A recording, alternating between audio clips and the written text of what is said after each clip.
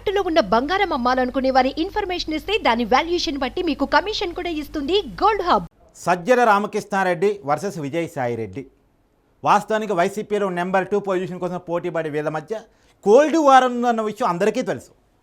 కానీ ఇప్పుడు cold war కాస్త హాట్ వార్గా మారిందా? నిన్నటిదాకా లోపల మాత్రమే ఉన్నటువంటి విభేదాలు బయటపడుతున్నాయా?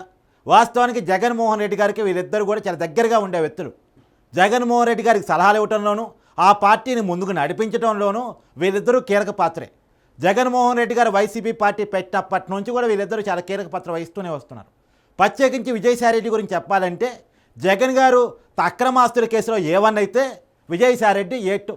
అంటే కేవలం పార్టీ మెట్టు పొలిటికల్ మెట్టే కాదు, జైలు మెట్టు కూడా.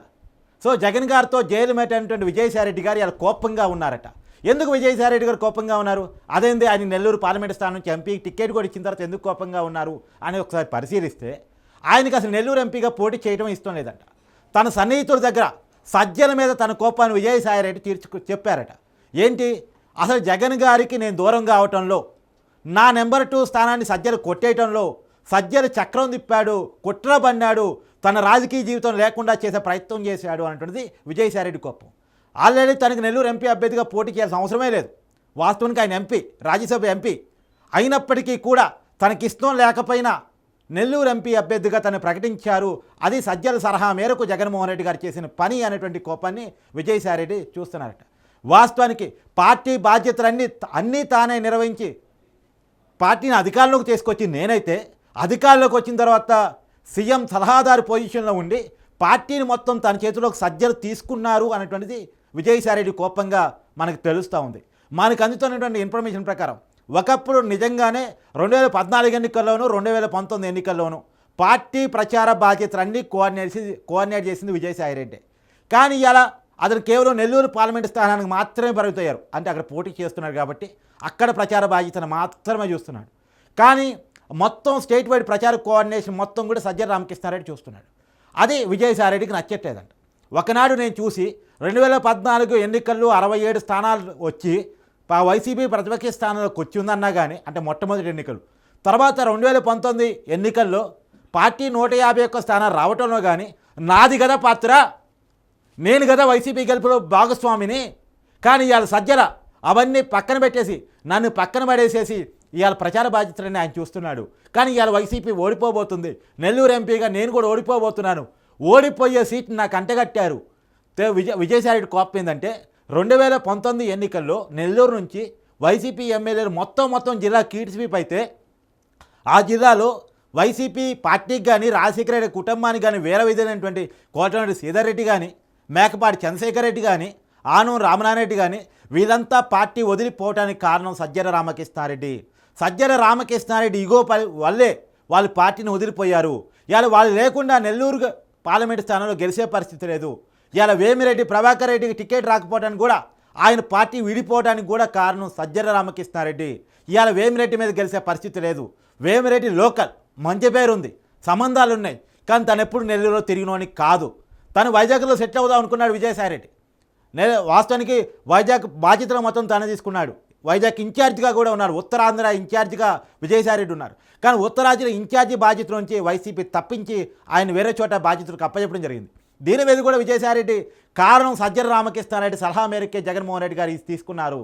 నన్ను ఉత్తరాంధ్ర ఇన్ఛార్జి బాధ్యతలను తప్పించడంలో కూడా వాస్తవానికి విజయసాయిరెడ్డి ప్లాన్ ఏంటంటే వైజాగ్లో ఇల్లు కట్టుకొని, వైజాగ్ జగన్మోహన్ రెడ్డి గారు కూడా అక్కడికే వస్తారు కాబట్టి, అక్కడి నుంచే పరిపాలన చేస్తారు కాబట్టి జగన్తో సన్నిహితంగా ఉంటూ వైజాగ్లో తన కార్యకలాపాలను నిర్వహించాలని విజయసాయిరెడ్డి భావించారట. కానీ సజ్జల రామకృష్ణారెడ్డి గారు అలా జరగకుండా ఉండాలి, విజయసాయిరెడ్డి జగన్కి దూరంగా ఉంచాలి అనే కారణం చేతే ఏదో పుల్లలు పెట్టి ఎమ్మెల్యేలకి విజయసాయిరెడ్డికి జ్ఞాపం తీసుకొచ్చేసి ఉత్తరాంధ్ర ఇన్ఛార్జి నుంచి తప్పించేసి ఆ ప్లేస్లో వైవి సుబ్బారెడ్డిని పెట్టించేసి ఆయన ఇవాళ నెల్లూరు ఎంపీగా మార్చే ప్రయత్నం చేశాడు. ఎంపీ అభ్యర్థిగా పోటీ చేపిస్తున్నాడు. కేవలం సజ్జల సలహాల మేరకే ఇది జరిగింది అనేటువంటిది విజయసాయిరెడ్డి కోపం. కానీ విజయసాయిరెడ్డి సన్నిహితుల దగ్గర చెప్పిందంటూ ఇంకొన్ని కీలకమైన విషయాలు కూడా మీకు చెప్తాను. ఏం చెప్పాడంటే ఇవాళ వైసీపీ ఓడిపోబోతుంది, నెల్లూరు ఎంపీగా నేను ఓడిపోవటం మాత్రమే కాదు, ఇవాళ పార్టీ ఓడిపోతుంది. కేవలం సజ్జల సలహాల మేరకు జగన్మోహన్ రెడ్డి గారు తీసుకున్న డెసిషన్స్ వల్ల ఇవాళ పార్టీ ఓడిపోబోతుంది. పార్టీని గత 5 సంవత్సరాలుగా అన్నీ తానే నడిపిన సజ్జల రామకృష్ణారెడ్డి ఫెయిల్యూర్ అయ్యారు. సజ్జల ఫెయిల్యూర్ ఫలితంగానే ఇలా పార్టీ ఓడిపోతుంది అనేటువంటిది విజయసాయిరెడ్డి సన్నిహితుల దగ్గర వాపోయాడంట. చాలా సుదీర్ఘకాలం రాజకీయాల్లో అధికారంలో ఉంటామనుకున్న వైసీపీ, జగన్మోహన్ రెడ్డి గారు ఆయన ఖచ్చితంగా చాలా కాలం అధికారంలో ఉంటారు, ఆయనకి దగ్గరగా నేను కూడా అధికారాన్ని చలాయించవచ్చు అని చెప్పి భావించిన విజయసాయిరెడ్డి గారు ఇలా బాధలో ఉన్నారు, ఇలా ఓడిపోతున్నారు అనేటువంటి విషయాన్ని ఒప్పుకున్నారట సన్నిహితుల దగ్గర. ఆయన నెల్లూరు ఎంపీగా ఓడిపోవటం ద్వారా తన రాజకీయ భవిష్యత్తు ప్రమాదంలో పడబోతోంది, తనకు ఓటమిని అంటగట్టబోతా ఉన్నారు, ఓడిపోయే సీట్ని కావాలని రాజకీయంగా తనకి ఏ పాత్ర లేకుండా చేయాలి వైసీపీలో అని చెప్పేసి కుట్రపూరితంగా, మోసపూరితంగా, దుర్మార్గపూరితంగా ఆలోచించి సజ్జల రామకృష్ణారెడ్డి గారు నెల్లూరు ఎంపీగా తనని పంపించారు అనేటువంటిది విజయసాయిరెడ్డి గారు చెప్తున్నట్టు. విజయసాయిరెడ్డి పర్సనల్గా సర్వే కూడా చేశారట, ఆ సన్నిహితుల దగ్గర వాపోయారట. ఆయన చేసిన సర్వేలో వైసీపీ కేవలం 56 స్థానాలు మాత్రమే రాబోతున్నాయంట. అంటే 2014లో 67 స్థానాలు వచ్చాయి, 2019లో 151 స్థానాలు వచ్చాయి, ఇప్పుడు 2024 ఎలక్షన్స్లో కేవలం 56 స్థానాలు మాత్రమే వైసీపీ రాబోతున్నాయి అనేటువంటిది విజయసాయిరెడ్డి గారు చెప్తున్నమాట. ఈవెన్ వైసీపీ కొనాడేటువంటి కంచుకోట్లుగా ఉన్నటువంటి నెల్లూరు జిల్లాలో దాదాపు సగం పైన సీట్ని కూటమి కొట్టబోతుందని, చిత్తూరు జిల్లాలో పోయినసారి ఆ జిల్లాలో కూడా ఒక కుప్పం తప్ప అన్ని వైసీపీ గెలిచింది. పక్కనే నెల్లూరు జిల్లాకు ఉన్న ఉమ్మడి చిత్తూరు జిల్లాలో దాదాపుగా 70% సీట్లని ఇవాళ కూటమి గెలవబోతుంది అనేటువంటిది విజయసాయిరెడ్డి గారి సర్వేలో చేరిందంట. ఒక కడప, కర్నూలులో, కొద్దిగా చిత్తూరులో, కొద్దిగా నెల్లూరులో, ఇలా తప్ప ఇంకెక్కడ వైసీపీ గెలిచే పరిస్థితి లేకుండా పోయింది. కేవలం 56 సీట్లకు మాత్రమే వైసీపీ పరిమితం కాబోతుంది. ఈస్ట్ వెస్ట్లో ఒక్కటంటే ఒక్క సీటు కూడా వైసీపీకి వచ్చే పరిస్థితి లేదు అనేటువంటిది విజయసాయిరెడ్డి తన పర్సనల్గా చెప్పుకున్న సర్వేలో వచ్చిన విషయాలంట. అవన్నీ సర్వేలో ముందు పెట్టి సన్నిహితుల దగ్గర వాపోయారంట. ఇవాళ నేను ఓడిపోతున్నాను, పార్టీ ఓడిపోతుందంటే నాకు బాధ అనిపిస్తుంది, కానీ కారణం సజ్జల రామకృష్ణారెడ్డి నిర్ణయాల ఫలితంగానే. వాస్తవానికి ఈ రోజు వరకు నోరు తెలవని విజయసాయిరెడ్డి యారెందుకు నోరు తెలిసారంటే ఓటమి కారణాల వల్ల, ఓటమి జరగబోతుంది అనేటువంటి ఆవేదన వల్ల ఇవాళ నోరు తెలిసారా అనేటువంటి ఒక ఆలోచన ప్రశ్న కూడా మన ముందు వస్తూ ఉంది. నిజమే, ఇన్నాళ్ళు కూడా సజ్జలకి విజయసాయిరెడ్డికి మధ్య కోల్డ్ వార్ ఉంది అన్న విషయం మనందరూ ఎప్పుడు చర్చించుకుంటూనే ఉన్నాం, అందరికీ తెలుసు, కానీ ఎప్పుడూ బయటపడల. కానీ ఇవాళ ఎందుకు విజయసాయిరెడ్డి నోరు తెలవాల్సిన పరిస్థితి వచ్చిందంటే మరి ఓడిపోయే ముందు ఆవేదన ఏదో ఒకటి ఉంటుంది కదా, ఆవేదన ఫలితంగానే నోరు తెరిచారు. ఇవాళ వాస్తవంగా కీలకమైన పాయింట్, విజయసాయిరెడ్డి నోట వైసీపీ ఓడిపోతుందనే మాట రావటం అనేటువంటిది కీలకమైన పాయింట్. వైసీపీ కోసం కరడు కట్టిన వాది, జగన్తో కరడు కట్టిన ఫ్రెండు, జైలు మెట్టు అనేటువంటి విజయసాయిరెడ్డి ఇవాళ వైసీపీ ఓడిపోతుందని తనంతలు తాను తన సన్నిహితుల దగ్గర వాపోయాడంటే అది కీలకంగా చర్చించాల్సిన అంశం. వాస్తవానికి సజ్జల సలహాల ఫలితంగా జగన్ గారు కొన్ని డెసిషన్ తీసుకున్నారా లేకపోతే ఇంకెలా తీసుకున్నారా మనకు తెలియదు, కానీ రాజధానిని కట్టకపోవడంలో కానీ, పోలవరం పూర్తి చేయకపోవడంలో కానీ, ఉద్యోగాలు తేకపోవడంలో కానీ, కంపెనీలు ఏర్పరచకపోవడంలో కానీ, ఉన్న కంపెనీలు తరమేయటంలో కానీ, 3 క్యాపిటల్స్ అంటూ ఒక రాజకీయ హడావుడి చేయటంలో కానీ, అంటే రాష్ట్రంలో అభివృద్ధి లేకుండా కేవలం సంక్షేమ పథకాలు మాత్రమే గెలిపిస్తాయి అనేటువంటి ఒక ఆలోచన రావటంలో కానీ, మరి ఎక్కడ పొరపాటు జరిగింది, జగన్మోహన్ రెడ్డి గారికి ఎవరు సలహాలు ఇచ్చారు, కేవలం సజ్జల గారి సలహాల మేరకే జగన్ రెడ్డి గారు పొరపాట్లు పడ్డారా, జగన్మోహన్ రెడ్డి గారి ఆలోచన శైలి ఎలా ఉంటుందా మనకు తెలియదు, కానీ ఒక బ్లండర్ మిస్టేక్స్ అయితే వచ్చిన బంగారు అదృష్టాన్ని వైసీపీ పాడు చేసుకుందని చెప్పాలి. 151 సీట్లతో బ్రహ్మాండమైన అధికారం వచ్చింది. చంద్రబాబు నాయుడు గారు వయసు రీత్యా ఓల్డ్ అవుతున్నారు, ఈయన ఇంకా చాలా ఏజ్ ఉన్న వ్యక్తి, లాంగ్ రన్ పాలిటిక్స్ చేయగల వ్యక్తి, రావటం కూడా చిన్న సైజు మెజార్టీ రాలేదు, 151 సీట్లతో అధికారాన్ని అప్పచెప్పడం జరిగింది.